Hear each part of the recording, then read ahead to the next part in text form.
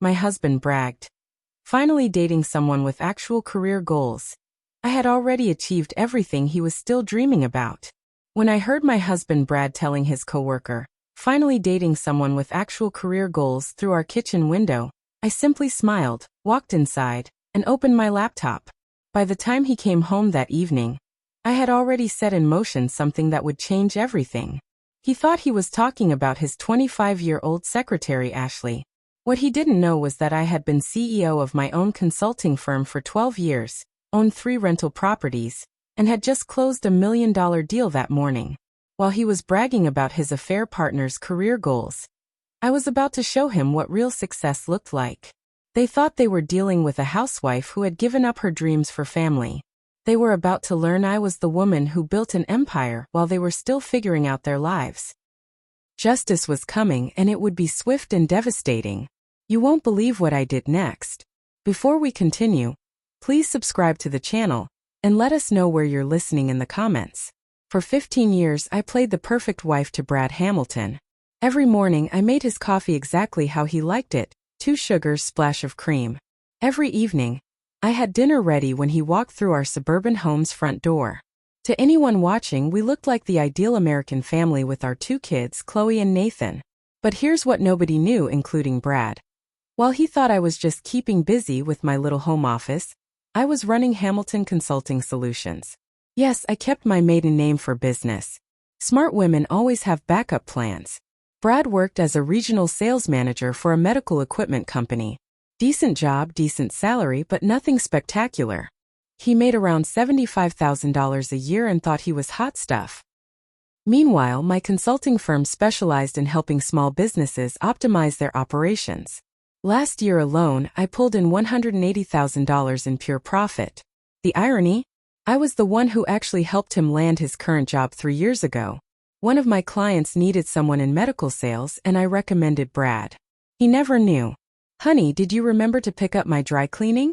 He'd ask, loosening his tie like he'd just conquered Wall Street instead of selling knee braces to orthopedic clinics. "Of course, dear," I'd reply, not mentioning that I'd just finished a video call with a Fortune 500 executive who wanted to hire my firm for a 6-figure project. Our kids knew Mom worked from home, but Dad was the real breadwinner. Brad loved that narrative. He'd pat my head and say things like, "Maybe one day you'll find something more serious to do with your time." More serious? I was managing 12 employees, maintaining a 98% client retention rate, and had been featured in Business Weekly magazine. But I let him believe what he wanted to believe. The first crack in our perfect life appeared 6 months ago when Brad started working late more often. Then came the new cologne, the gym membership he suddenly cared about, and the way he'd smile at his phone during dinner. "Just work stuff," he'd say when I glanced at his screen. But I wasn't worried. I trusted my husband. After all, we'd built this life together, right? Wrong. Last Tuesday, I was watering my garden when I heard voices from our neighbor's yard. Brad was there with someone, a young woman with blonde highlights and a laugh that could shatter glass. "You have no idea how exhausting it is," Brad was saying. "Living with someone who has zero ambition. She just sits at home all day playing on her computer." My hand tightened on the garden hose. "Well, you're with me now," the woman replied. "And I actually have career goals.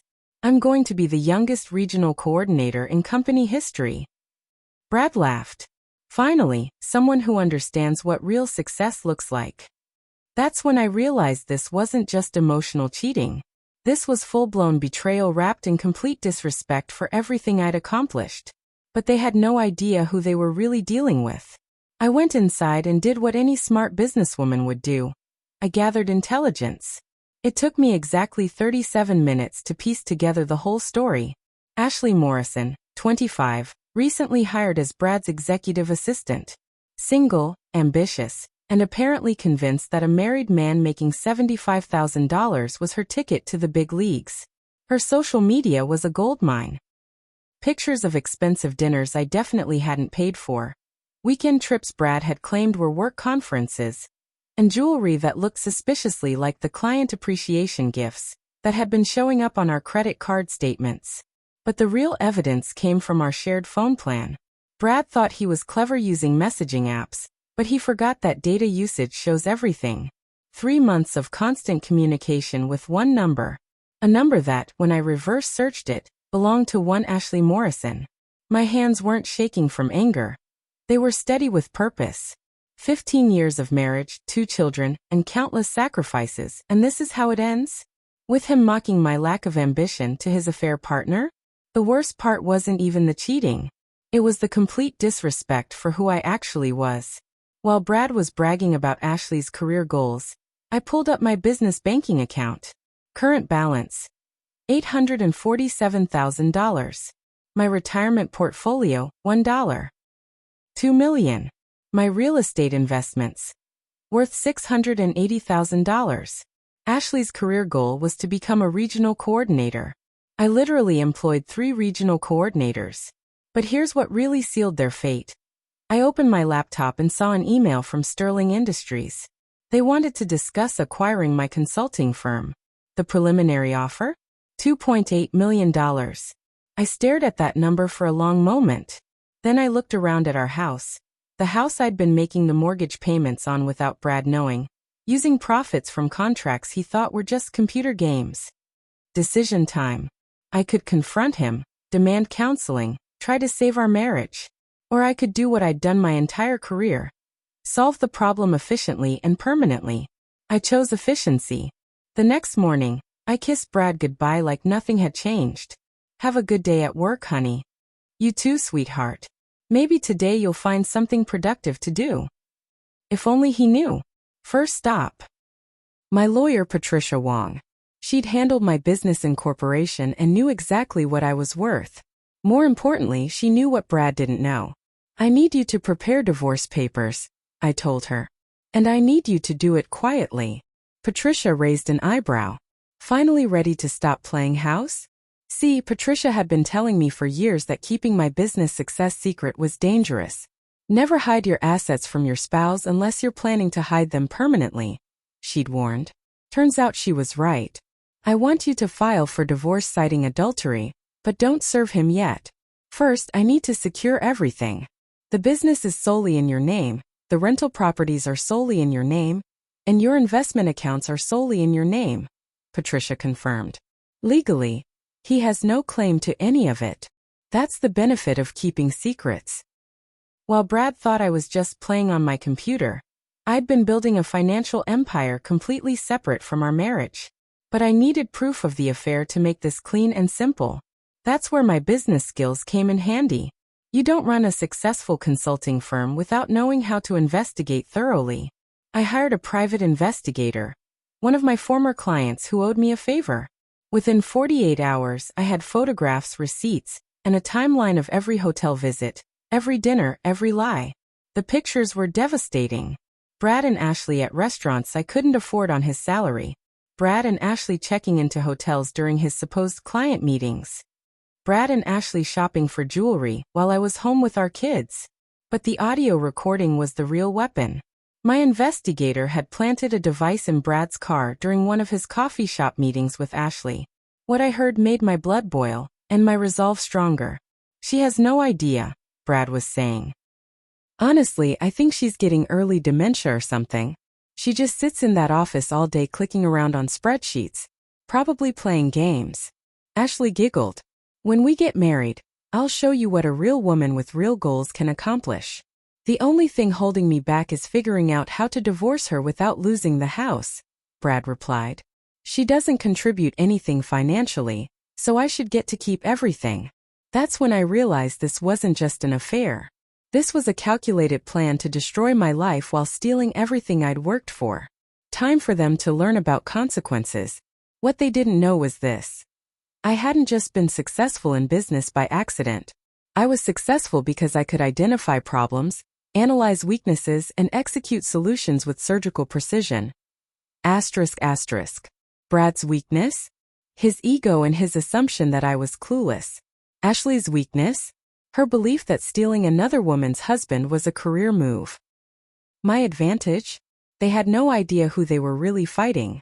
I spent the weekend creating what I called Operation Reality Check. Like any good business strategy, it had clear objectives, measurable outcomes, and a timeline.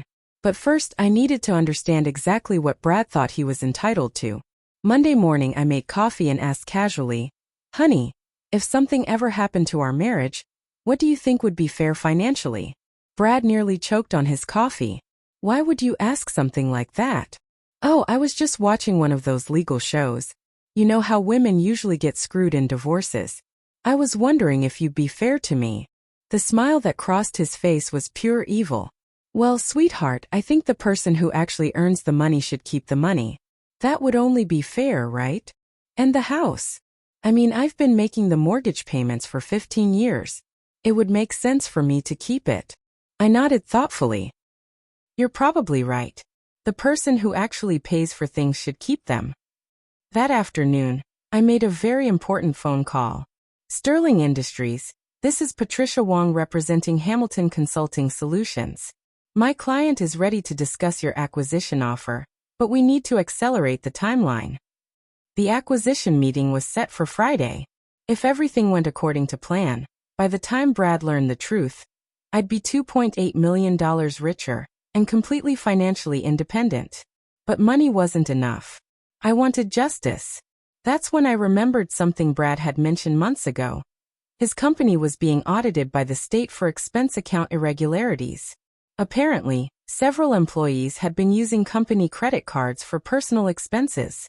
I wondered if those expensive dinners and hotel rooms had been charged to Brad's company card. A quick call to my investigator confirmed my suspicions. Brad had been using his corporate credit card for at least $15,000 worth of personal expenses related to his affair.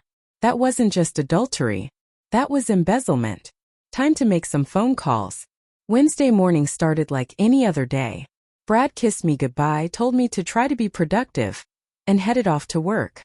30 minutes later, I was sitting across from Brad's boss, Tom Fletcher, in the corporate headquarters conference room.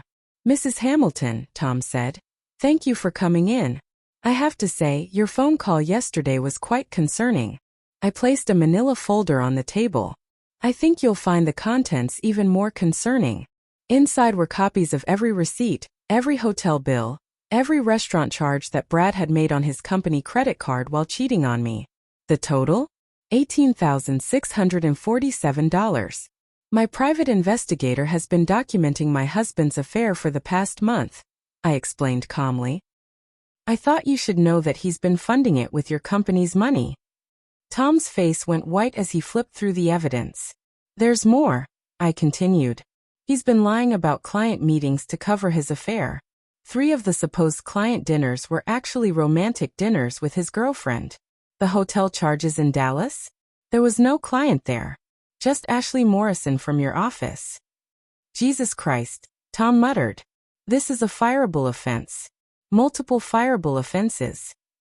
"I figured you'd want to handle this internally before it becomes a legal matter," I said.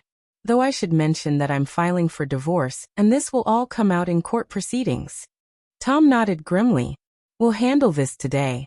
Mrs. Hamilton, I'm sorry you're going through this." As I walked out of that building, I felt lighter than I had in months. Brad's career was about to implode, and he had no idea it was coming. But I was just getting started. My next stop was Ashley's apartment complex. Not to confront her. That would be messy. Instead, I had a conversation with her landlord, Mr. Peterson. "I'm calling about one of your tenants, Ashley Morrison," I told him. "I think you should know that she's been involved in corporate fraud and embezzlement." "I beg your pardon?" "She's been accessories to stealing company funds for personal expenses. It's going to hit the news soon, and I thought you might want to reconsider her lease agreement." Mr. Peterson was very interested in that conversation. By the time I got home, my phone was ringing. "Honey." Brad's voice was shaky. "I need to come home. Something's happened at work." "What's wrong?" "I've been suspended pending an investigation. They're saying there are irregularities with my expense reports." I made my voice sound concerned. "Oh no. What kind of irregularities?" "I don't know.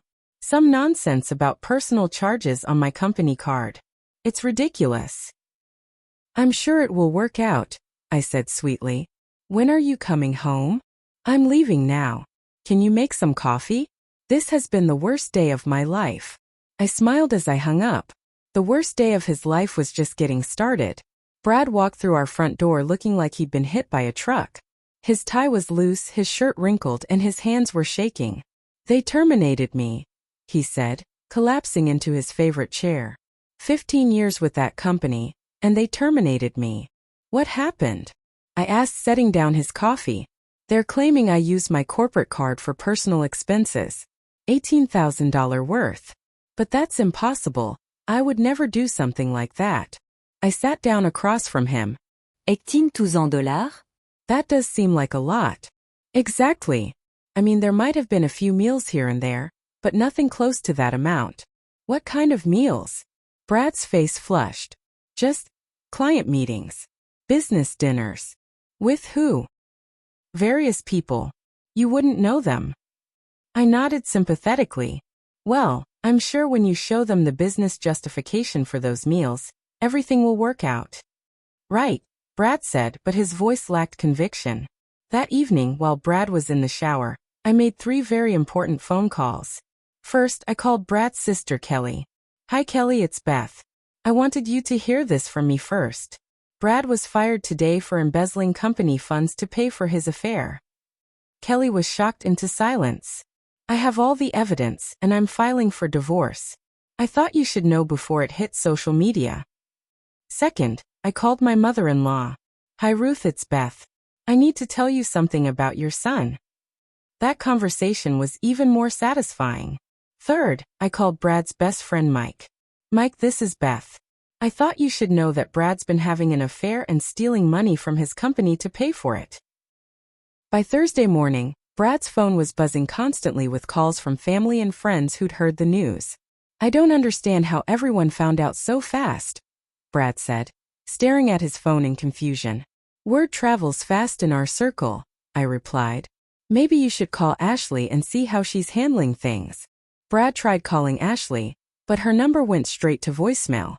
Turns out, her landlord had given her an eviction notice, and she'd decided to move back in with her parents 2 states away. "She's not answering," Brad said, starting to panic. "I'm sure she's just busy with work," I said innocently. But Ashley wasn't busy with work. Ashley had been fired too. Turns out, companies don't like employees who participate in embezzlement schemes, even as accomplices. That afternoon, I got a call from Patricia Wong. "The Sterling acquisition went through," she said. "Congratulations, Beth. You're now $2.8 million richer." I was sitting at my kitchen table when I got that news, watching my husband frantically send emails trying to find a new job. "Any luck with the job search?" I asked. "Nobody's calling me back," Brad said miserably. "It's like I'm blacklisted or something."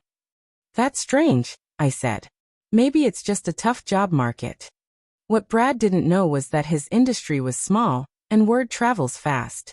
His former boss Tom Fletcher had made some calls to colleagues, warning them about Brad's ethical issues. By Friday, Brad was desperate. "Maybe I should call a lawyer," he said. "Sue the company for wrongful termination." "With what money?" I asked. "Lawyers are expensive." "We have savings, right? I mean, you handle the finances." I looked at him with what I hoped appeared to be confusion. "What savings?" "Our savings account. The money we've been putting away." "Oh, Brad," I said softly. "We don't have a savings account. You spend everything you make." His face went white. "But the house. The house is in my name," I said matter-of-factly. "I've been making the mortgage payments for years." "That's impossible. I give you money for the mortgage. You give me $800 a month. The mortgage payment is $2,400. For the first time in our marriage, Brad was speechless. Monday morning brought the knock on our door that Brad had been dreading. A process server with divorce papers. "Bradley Hamilton?" "Yes. You've been served." Brad stood in our doorway, holding the papers with shaking hands. "Beth, what is this?" "It's a divorce petition citing adultery," I said calmly. "With evidence. You can't prove adultery." I handed him a second manila folder. This one contained photographs, receipts, hotel records, and transcripts of his conversations with Ashley. "Actually, I can prove it quite thoroughly." Brad's face went through several colors as he flipped through the evidence. You hired a private investigator? I hired several private investigators. I also hired a forensic accountant, a business lawyer, and a public relations consultant. A PR consultant? Why would you need? Because I'm about to be very wealthy and very public, and I want to make sure everyone knows exactly why our marriage ended. That's when I told him about the business. You remember my little home office where I play computer games? I asked. That. Had a business. I sold it Friday for $2.8 million. Brad sat down hard on our couch. $2.8 million? Plus my rental properties, investment accounts, and retirement funds. Total net worth, about $4.6 million. But you're just a housewife. I laughed. Brad, I make more in a month than you made in a year. I've been supporting this family financially while you played big shot with your $75,000 salary. That's impossible. Remember when you got your current job? The one where you met Ashley? I recommended you to my client. I got you that job. The blood drained from his face. No. Remember our mortgage? I've been paying it with my business profits. Remember our kids' college funds? I funded those. Remember your car? I co-signed the loan because your credit wasn't good enough. Each revelation hit him like a physical blow. The only thing you actually paid for was your affair, I continued. And even that was stolen money. Beth, please. We can work this out. I made a mistake. You made several mistakes. But the biggest one was thinking I was stupid. That afternoon, Patricia Wong called with more good news. The state attorney general's office wants to file criminal charges against Brad for embezzlement, she said. Apparently, when companies get audited and find this kind of fraud, they're required to report it. What does that mean? It means your husband is going to be arrested. When? Probably tomorrow. I hung up and looked at Brad, who was still sitting on our couch, staring at the divorce papers. Brad, I need to tell you something else. He looked up with hope in his eyes, probably thinking I was about to forgive him. The state is filing criminal charges against you for embezzlement. You'll probably be arrested tomorrow. His hope turned to horror. What? Stealing $18,000 from your employer is a felony. You could go to prison. But I'll pay it back. With what money? You're unemployed, you have no savings, and you can't get a reference from your former employer because you stole from them. Brad buried his face in his hands. This can't be happening. Oh, it gets better, I said. Ashley moved back to Iowa to live with her parents. She's also facing charges, and she's been telling everyone that you manipulated her into the affair by promising to leave me. She said what? Apparently, she's claiming you told her we were already separated, and that you were financially stable. When she found out you were married and broke, she decided to cooperate with prosecutors. She's lying. Actually, she's quite truthful. I've heard the recordings of your conversations. You did promise to leave me. You did claim financial stability. You did manipulate her. Brad started crying then. Actual tears streaming down his face. Please, Beth. I'm sorry. I'll do anything. You're right, I said. You will do anything. You'll sign these divorce papers, you'll move out of my house, and you'll accept whatever custody arrangement I offer for our children. The kids will be told the truth, that their father is a liar, a cheat, and a thief who's going to prison. Don't tell the kids about prison. I don't have to. It'll be in the newspaper. The arrest happened Wednesday morning at 6 a.m. I watched from our bedroom window as 2 state police officers knocked on our door and led Brad away in handcuffs. Chloe and Nathan were at school, which was perfect timing. By Wednesday evening, Brad had been released on bail, paid for by his mother, and was staying at his sister's house. Thursday, he called and asked to meet. I want to see the kids, he said. They don't want to see you. You turned them against me. I told them the truth. Chloe is 16 and Nathan is 14. They're old enough to understand what you did. Can we at least talk? Just you and me. Against my better judgment, I agreed to meet him at a coffee shop downtown. Brad looked terrible. Unshaven, wrinkled clothes, dark circles under his eyes. 3 days of consequences had aged him 10 years. Beth, please, he started. I know I screwed up, but we can fix this. How exactly do you propose we fix this? I'll get help. Therapy. I'll prove to you that I can change. Brad, you didn't just cheat on me. You stole money, lied to our children, and spent months planning to divorce me while hiding assets. I wasn't hiding assets. I don't have any assets. Exactly. You were planning to take everything you thought was mine and leave me with nothing. I would never. You literally told Ashley that you were going to divorce me without losing the house. You said I didn't contribute anything financially. Brad's shoulders sagged. I was just trying to impress her. By lying about your wife? By stealing money? By betraying your family? I made mistakes. You made choices, Brad. And choices have consequences. What do you want from me? I want you to sign the divorce papers, agree to supervise visitation with our children until you complete court-ordered counseling, and stay away from me unless it involves the kids. And financially? You get nothing.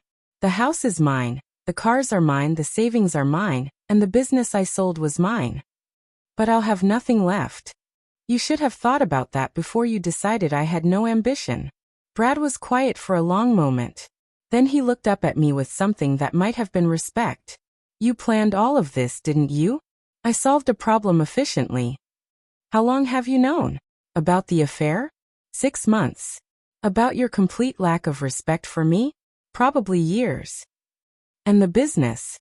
I've been running Hamilton Consulting Solutions since before we got married. I just never told you because you never asked what I actually did in my office. $2.8 million. Plus the $4 million in assets you didn't know about.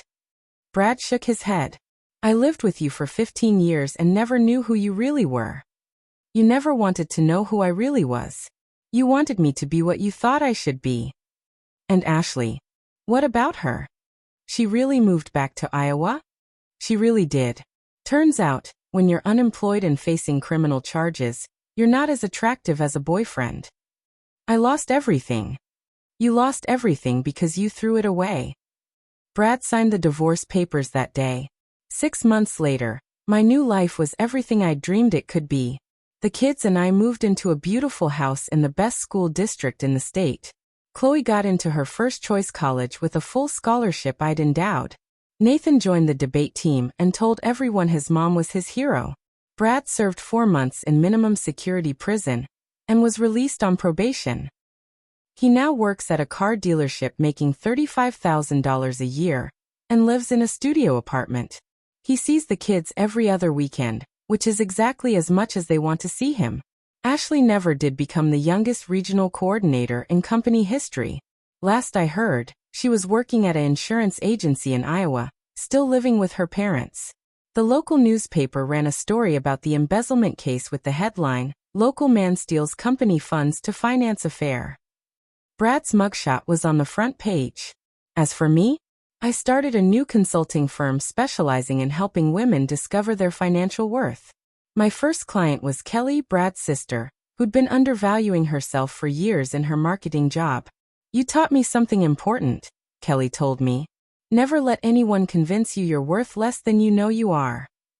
The most satisfying part wasn't the money or the vindication. It was the moment Chloe said, "Mom, I want to be just like you when I grow up." Smart, successful, and someone who doesn't let anyone treat her badly. That's when I knew I'd made the right choice. Brad thought he was trading up when he chose Ashley over me. He thought he was getting someone with actual career goals, instead of a housewife who played computer games. What he actually did was trade a multi-millionaire CEO for an unemployed secretary. Trade a woman who'd been supporting him for 15 years for someone who expected him to support her.